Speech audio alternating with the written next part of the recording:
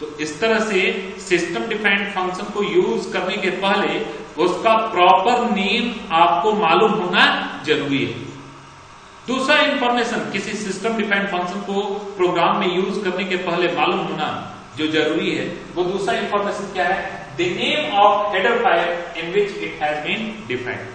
जो system defined function आप अपने प्रोग्राम में उपयोग कर रहे हैं, वो सिस्टम डिफाइंड फंक्शन आपके लैंग्वेज के किस हेडर फाइल में डिफाइन किया गया है, ये इंफॉर्मेशन भी आपको पहले से मालूम होना चाहिए, ताकि यदि आप उस सिस्टम डिफाइंड फंक्शन को प्रोग्राम में यूज कर रहे हैं तो उसके हेडर फाइल को इंक्लूड करने का instruction pre processor directive hash include का उपयोग करते हुए आप अपने कंपाइलर को दे सके। आपको किसी सिस्टम डिफाइंड फंक्शन को यूज करने के पहले अपने प्रोग्राम में सबसे ऊपर वाले हिस्से में, आपको हेडर वाले हिस्से में सिस्टम डिफाइंड फंक्शन के अपने हेडर फाइल का इंफॉर्मेशन इंक्लूड करने का एक इंस्ट्रक्शन लिखना पड़ता है, और वो इंस्ट्रक्शन प्री प्रोसेसर डायरेक्टिव का उपयोग करते हुए लिखा जाता है। अब जैसे CLR SCR, तो CLR SCR किस हेडर फाइल में डिफाइंड है ये आपको मालूम होना चाहिए।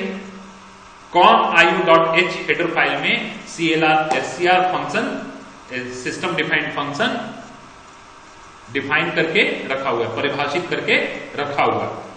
और केवल इतना ही नहीं, आपको अपने कंपाइलर को भी बताना होगा कि आपने अपने प्रोग्राम में यदि कहीं पर CLR SCR फंक्शन का उपयोग किया हो तो कंपाइलर उस CLR SCR फंक्शन के टास्क को conio.h हेडर फाइल में जाकर के चेक करे और उसके अपने टास्क को रन टाइम में परफॉर्म करे। और इसके लिए अपने प्रोग्राम के हेडर वाले पार्ट में, सबसे ऊपर वाले पार्ट में हैश इंक्लूड conio.h इंफॉर्मेशन एक इंस्ट्रक्शन C के प्रोग्राम फाइल में लिखना होता है। तो फंक्शन का प्रॉपर नाम मालूम होना चाहिए, फंक्शन किस हेडर फाइल में सिस्टम डिफाइंड फंक्शन रखा हुआ है, यह भी इंफॉर्मेशन आपको मालूम होना चाहिए। थर्ड इंफॉर्मेशन आपको क्या मालूम होना चाहिए?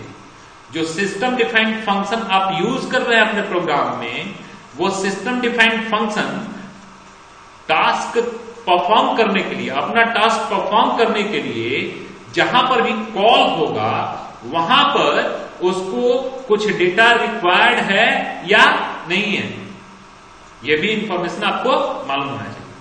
कुछ ऐसे भी फंक्शन C में डिफाइंड है जो बिना डेटा लिए कोई काम नहीं करते, और कुछ ऐसे भी फंक्शन हैं जो बिना डेटा लिए ही अपना काम करते हैं।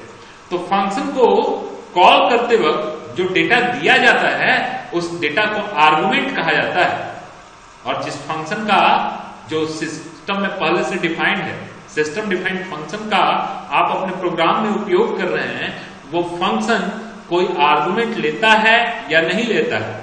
आर्गुमेंट लेता है तो कितना आर्गुमेंट लेता है, पहला आर्गुमेंट किस टाइप का लेता है, दूसरा आर्गुमेंट किस टाइप का लेता है, ये सारा इंफॉर्मेशन आपको सिस्टम डिफाइंड फंक्शन के बारे में पहले से ही पता हो जाना चाहिए। अगर ये इंफॉर्मेशन भी आपको नहीं मालूम होगा तो कंपाइलर सर्टेनली प्रोग्राम के कंपाइल टाइम में कोई एरर ना जनरेट करे, लेकिन लिंकर एरर प्रोग्राम के रन टाइम में जाने से पहले लिंकर एरर जरूर जनरेट करेगा। तो CLR SCR फंक्शन का मैंने एग्जांपल दिया था।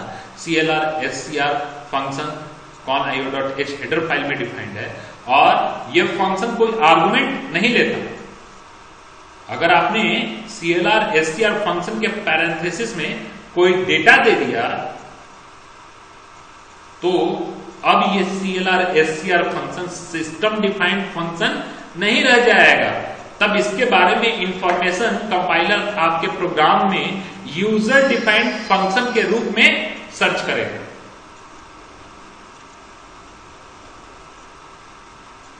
ठीक है, तो किसी भी सिस्टम डिफाइंड फंक्शन को यूज करने के पहले आपको उसके बारे में ये इंफॉर्मेशन भी मालूम होना चाहिए कि वो सिस्टम डिफाइंड फंक्शन कोई आर्गुमेंट लेता है या नहीं लेता है, और अगर आर्गुमेंट लेता है तो हर आर्गुमेंट का टाइप क्या है, यह भी इंफॉर्मेशन आपको पहले से मालूम होना चाहिए, ताकि उस सिस्टम डिफाइंड फंक्शन को प्रॉपरली आप अपने प्रोग्राम में कॉल कर पाए। चौथा इंफॉर्मेशन जो आपको सिस्टम डिफाइंड फंक्शन के बारे में मालूम होना चाहिए वो क्या है आपका, the type of value return by the function. Function अपना काम परफॉर्म करने के बाद, उनका एग्जीक्यूशन खत्म होने के ठीक पहले कोई वैल्यू रिटर्न कर सकते। प्रोग्रामर चाहे तो किसी भी फंक्शन के लिए जब वो अपना टास्क खत्म करके टर्मिनेट होने वाला है तो टर्मिनेट करने के ठीक पहले वो फंक्शन को वैल्यू रिटर्न कर सकता है। तो सिस्टम डिफाइंड फंक्शन जब आप यूज कर रहे हैं तो आपको ये इंफॉर्मेशन पहले से ही मालूम होना चाहिए कि जो सिस्टम डिफाइंड फंक्शन आप यूज कर रहे हैं वो सिस्टम डिफाइंड फंक्शन कोई वैल्यू रिटर्न कर रहा है या नहीं कर रहा है। अगर कोई वैल्यू रिटर्न करता है तो वो किस टाइप का वैल्यू रिटर्न करता है, ये इंफॉर्मेशन भी आपको मालूम होना चाहिए, ताकि यदि आवश्यकता हो तो आप उस रिटर्न किए जा रहे वैल्यू को अपने किसी मेमोरी में स्टोर कर सके।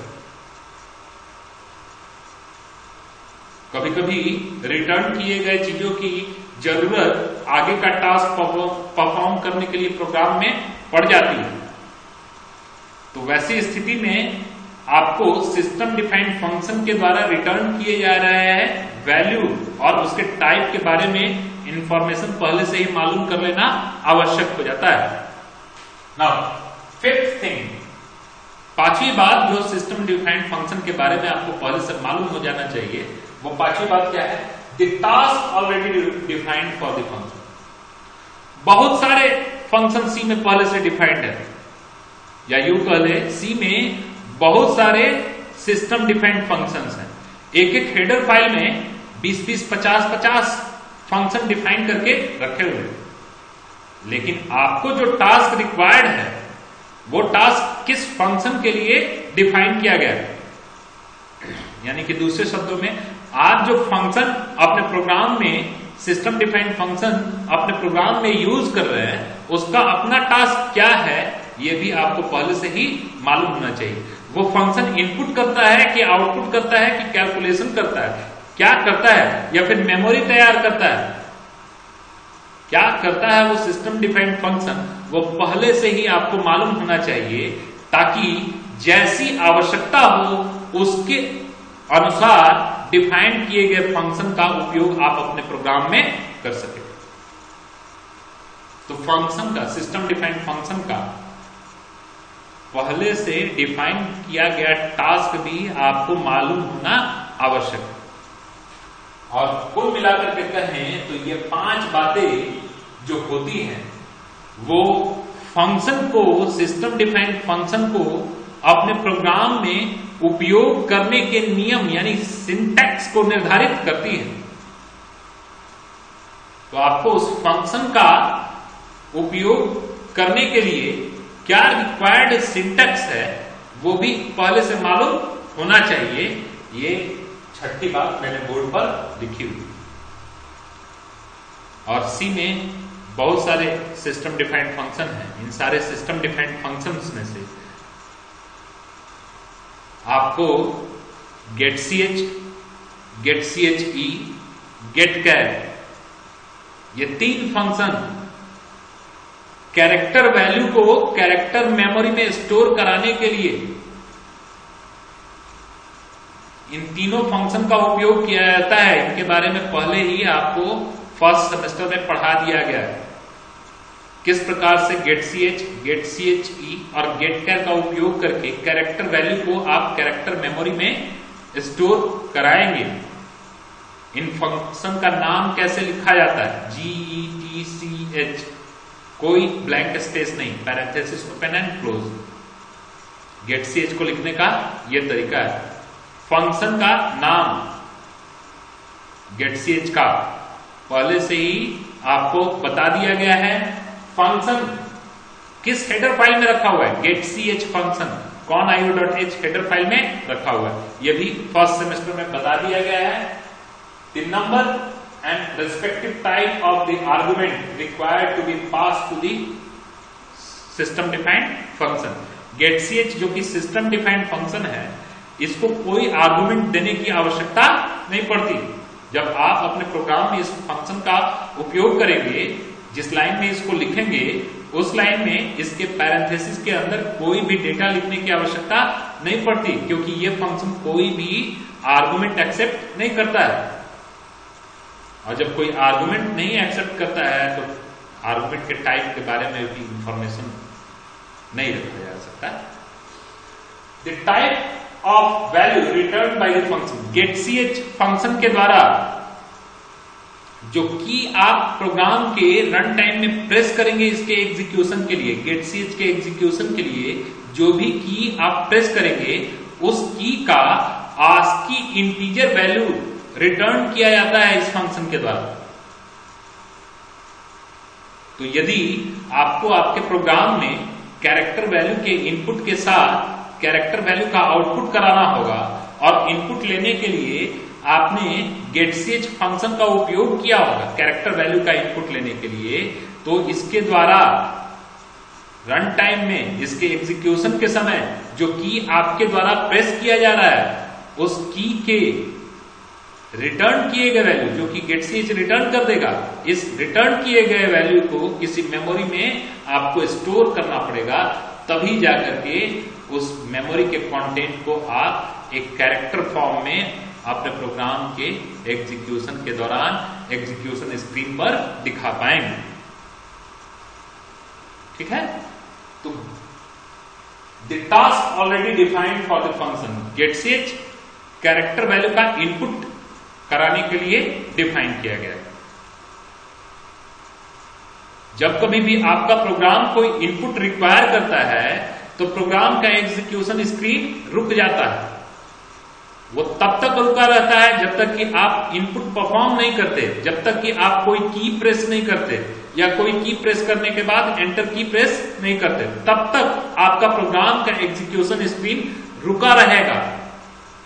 किसके लिए? वैसे फंक्शन के लिए जो आपके प्रोग्राम में इनपुट का टास्क परफॉर्म कराते हैं, कंसोल इनपुट का टास्क परफॉर्म कराते हैं, और getch कंसोल इनपुट का टास्क परफॉर्म करता है। और इन टोटलिटी पूर्णता में getch फंक्शन को प्रोग्राम में किस प्रकार से यूज किया जाता है यह भी इंफॉर्मेशन आपको पहले से मालूम होना चाहिए। तो अगर ये सारी बातें आपको मालूम होंगी तो आपको यह भी मालूम होगा कि getch को प्रोग्राम में कैसे यूज किया जाता है। getch को यूज करने का सिंटैक्स हम यहां पर लिखते हैं। getch को यूज करने का सिंटैक्स होता है char var main is equal to getch parenthesis open and close। ये getch को यूज करने का सिंटैक्स है। अब आप देखिए इस सिंटैक्स में सिस्टम डिफाइंड फंक्शन का नाम, सिस्टम डिफाइंड फंक्शन का नाम आपको इसी तरह से लिखना होगा। सारे लेटर्स को एकदम बिना गैप के एक दूसरे से सटा के getch, ये आपका एक सिस्टम डिफाइंड फंक्शन का नाम होगा।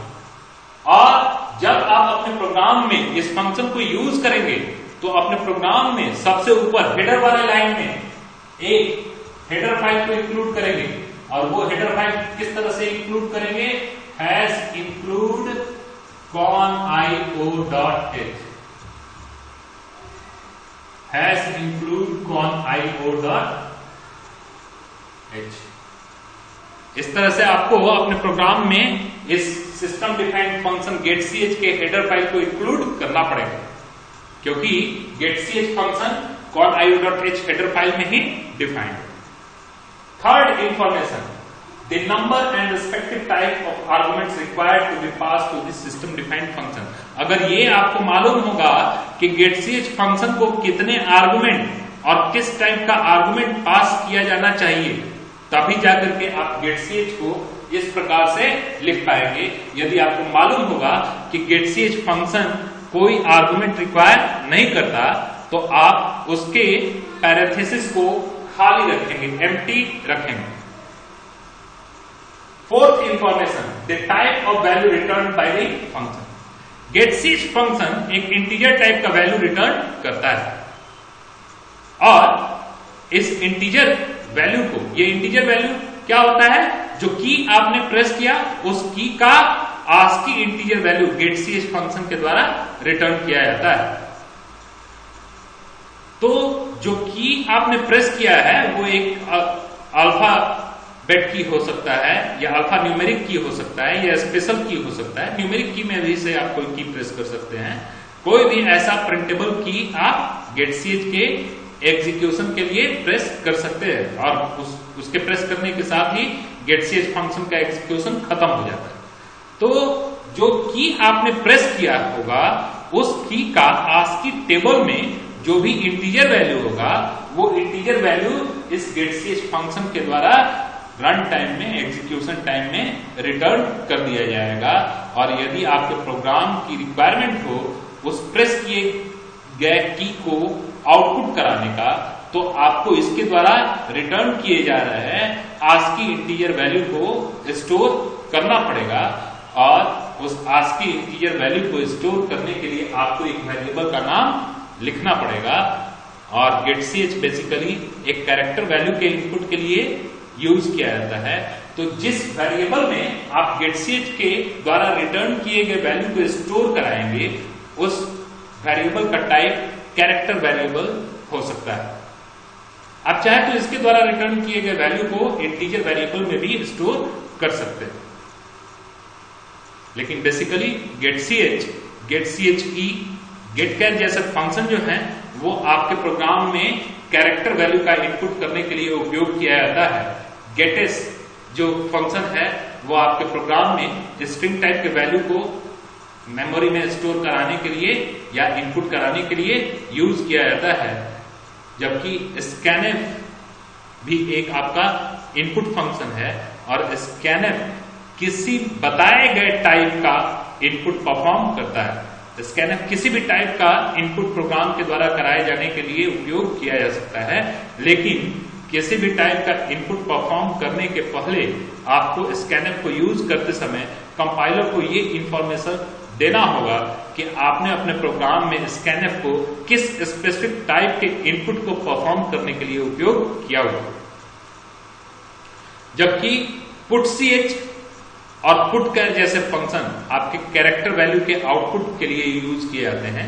puts फंक्शन स्ट्रिंग वैल्यू के आउटपुट के लिए उपयोग किया जाता है और printf फंक्शन किसी भी टाइप के वैल्यू का आउटपुट कराने के लिए उपयोग किया जाता है, जिसके बारे में पहले ही आपको सी के क्लास में फर्स्ट सेमेस्टर में BCA के सिलेबस के दौरान पढ़ाया गया होगा।